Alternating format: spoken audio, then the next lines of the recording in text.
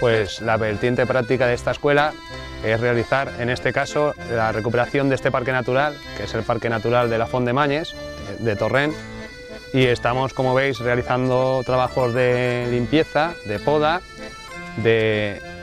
recuperación de la fuente, vamos a hacer trabajos de fontanería, vamos a hacer trabajos de mampostería y, evidentemente, jardinería y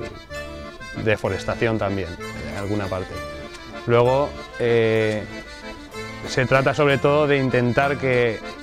llevar esto para el pueblo de Torrente, dejarlo bonito para que la gente pueda pasar aquí pues, los días de Semana Santa, etc. Tengan prácticas y empiecen a aprender a trabajar realmente en el campo, sobre todo la gente de jardinería. Luego los de fontanería que recuperen, se hagan cosas antiguas, no ya la fontanería moderna de ahora, sino pues un poco más lo antiguo, hacer una acequia. Y en mampostería, pues la mampostería siempre ha sido un trabajo antiguo, que es colocar piedra en seco, y ese trabajo que se va a realizar aquí.